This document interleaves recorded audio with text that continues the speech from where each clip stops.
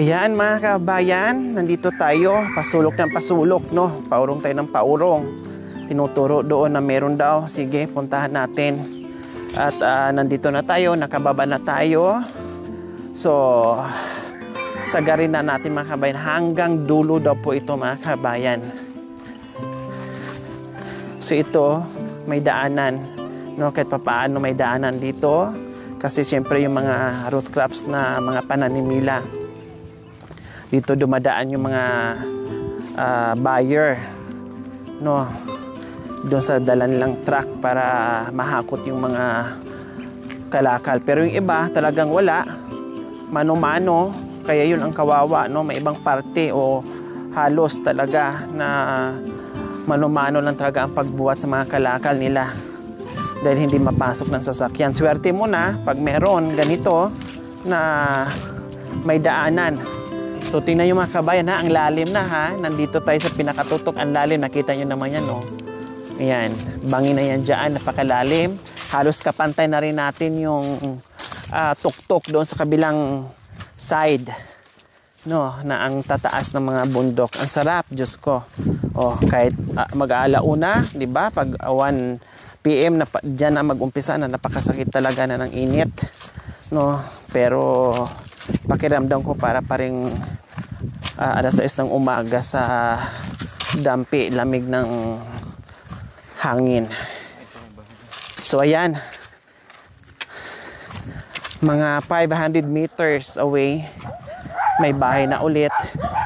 Ito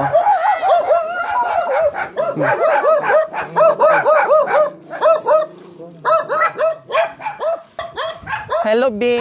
Wow, sarap naman yan B. Guyabano, sarap ah. Ang sarap naman ng kinakain niyo. Oh. Wow, hinog sa puno, halatang halata, makatas. Ang sarap niyan. Saan mo pinitas yan, be? Ha, saan mo kinuha yan? Ha? Ah, ayun. Ito yung nanay. Ha? Kayo yung nanay. Ito pala. Bakit malamig? Kapipitas lang? Malamig, parang galing sa ref, oh. Gaya na sinabi ko, nandito nga tayo sa bundok kay malamig. Malamig. Ayan, oh. Kaya pala bagong pitas. Hello! Pasensya na sa aming disturbo. Hindi pa ko nakarating ng bay, sinalubong na ako ng guyabano na hinog, na fresh na fresh. Anak nyo po yon, apo? Ay, apo nyo na. Hello, Nay. Magandang tanghali po sa inyo. Ang sarap naman nito, oh. Naku, malambot na siya. Talagang hinog na hinog. Wow, anong niluluto nyo? Ube. Wala kasing bigas. Oh, patingin. Hindi pa naluto. Bagong salang? Wow, may kulay puti na ube. May kulay violet na ube purple. Wow, ang sarap niyan. Ha? Gusto ng tatay. Wala kayong bigas, kaya ito yung Walang bigas, ito yung kain. ube. Wow, anong partner po dyan, nanay? Wala, lagyan lang ng asin. Asin. Ang sarap naman ng upo-upo nyo dyan, paghuhugas ng pinggan. Masisira tong Hindi po. Ha? Hindi. Masisira tong kawayan. Hindi po nasisira. Palitan na lang pag masira, no? Total, marami namang kawayan dito sa bundok. Ang laki naman ng lababo mo dyan. Ayan mga kabayan, no? Para hindi pumaano sa buhanan. Anong oras na? Wala pa silang nilutong tanghalian. Wala pa. At ito, nagsasalang pa ng ube. Pag isang araw, wala kaming kakainin. So, anong pangalan ni tatay? Alex. Si tatay Alex, tapos si nanay naman. Lorna. Ha? Lorna. Lorma? Si nanay Lorma at saka si tatay Alex. Ilang taon na po kay tatay Alex? Ay, hindi ko alam yun. Hindi nyo na alam, nakalimutan nyo na. Hindi lang 50 si tatay, baka nasa mga 80 na ito. Oo. No, kasi halata talaga sa katawan ni tatay na may edad na. Ha? Kumusta naman po kayo dito? Ay, may ano kami, pag wala nang kakainin, matutulog lang. Tulog na. Pag walang kainin, matutulog na lang. Para makalimutan yung gutom. Oo. Ay, Diyos ko. Kayo po ba, ano po ba ang mga pananim nyo dito sa magandang tirahan nyo dito sa kabundukan? Ano lang, yung manugang ko. Asawa niya. Siya na lang po ang nagtatim kasi kayo may edad na, hindi na po kaya. Hindi na po Siya, kaya. Hindi na kaya. oo. O mamaya pati ako maluto ako dito sa sa apoy, no? Tapos ano naman ang ito, anak nyo to? Oo. Ah, anak nyo. So bali kasama nyo dito si tate sa bahay. Oo. Yung ano mo, yung asawa mo, anong trabaho ngayon? Naghanap ng puso, namumuso para merong makain. Oo. Merong makain.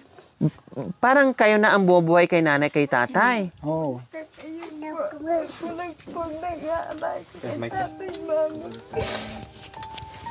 umiyak mo. Kami lang ang nag-aalaga sa kanila. May kapatid po kami, hindi po magbigay ng pagkain. Han karuwa. Kaya kami lang po mag-asawang naghahanap ng pagkain namin para makatulong kay tatay at sa nanay. Wow, ang bait nyo namang anak. Anong pangalan nyo po? Melin pala po. Nelin. Ang bait nyo naman, Ate Nelin. No, ako'y natutuwa sa'yo kahit mahirap ang buhay pero hindi ka nag-atubiling hayaan mo lang yung nanay mo na walang makain, yung tatay mo walang makain, kinupkup mo, tinulungan mo, pinatira mo, no? Kumbaga inako mo yung Para mabuhay obligasyon. po silang dalawa.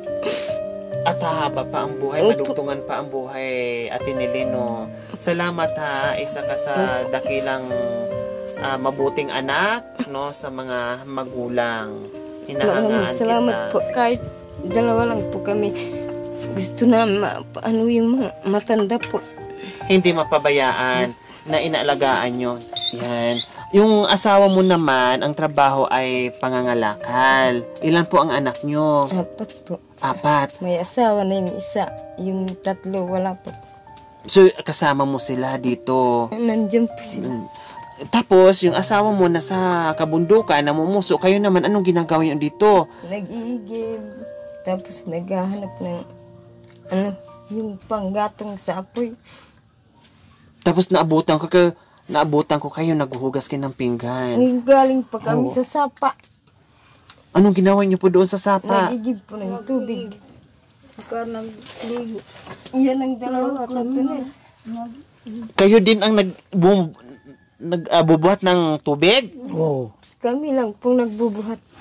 So ayan po mga kabayan, no, kahit nandito sila, pero ang sipag at napakabait ng anak nila ni tatay at saka ni nanay, no, at napakalinis ni ate, no, kahit ganyan yung kanilang kusina pero organized, no, at malinis yung kaldero. Ayan, maputi yung kaldero, oh. Talagang organized yung lagay ng plato at baso. Ibig sabihin, malinis sa bahay si ate, maasikaso. No, kahit gaano kahirap yung buhay. So tama 'yon, no? Kahit sabihin natin nag-uulam tayo ng asin, tuyo, no? Langgok ng kamuti. Langgok ng kamuti. Langgok ng kamuti, okay lang 'yon. Ang importante malinis yung kapaligiran natin, no? Malinis yung bahay, no? Malinis ka sa palibot ng bahay. Kundi maganda, no? Hindi yung pagdating mo sa galing sa trabaho, hindi madatnan mo yung bahay mo na kay dumi-dumi, no, lalo kang mapapagod. Okay, sige, sa tanghaling ito, no, para makahabol diyan sa nilalagay yung ubi at gabi ba ubi lang lahat. Sa ubi niyo, no, ay meron kaming daladalang surprise sa inyo. Okay? Maraming salamat po. Anong oras pa 'to maluluto? Iwan ko kay nanay na nag-ano dyan. Matagal pa yan, Ay, ano pa? Pakausing kami kan. Maraming ganyan sa amin. Upit. Pero kung walang makain isang araw, yan ang kinakain. Baka makalimutan ko to. Hinog pa naman. Sarap dito. Masarap. Opo. Matamis yun. Dati po, Tatay Alex, ano pong trabaho niyo po? Nung malakas pa po kayo? magtanim-tanim ng ano. Magtanim ng dutong. Nagano po sa pumasok po siya sa Dutong. barangay. Pwede.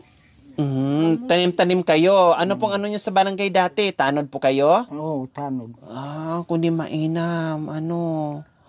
At least, meron kayong honoraryong buwan-buwan nakikita na 500. 500 lang po. Buwan-buwan, tama po. Ngayon, wala na. Meron. Ay, ganun. Meron pa din? Kahit may edad na? Kahit matanda na yan. Kaya pa? Mm.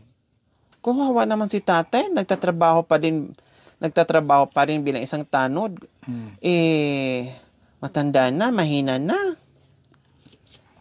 Kaya pa po, Tatay Alex? Oo, Kaya pa. lalakasin ko pa yung... Katawan nyo. Pipilitin nyo po.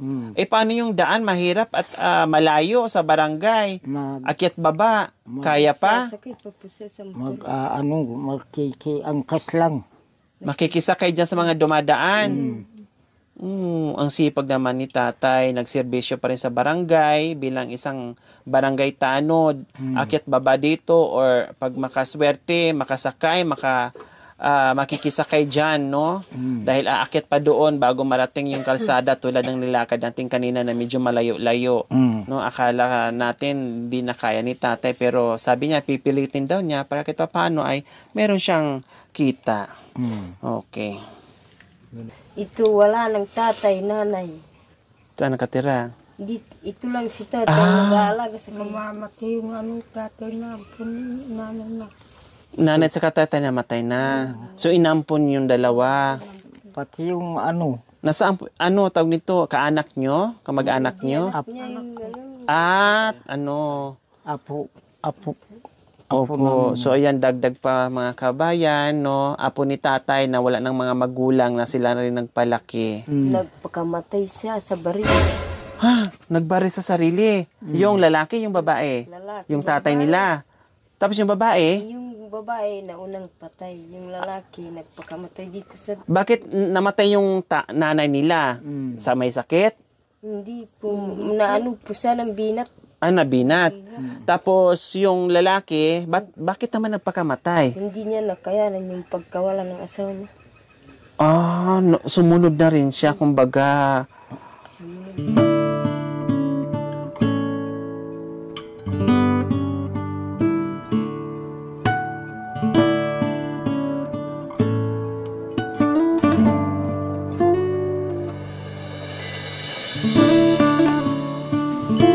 Ayan. Nanay, tatay, may bigas na kayo, may assorted groceries, at isang tray na itlog. Siyempre, hindi lang yan, meron ka pang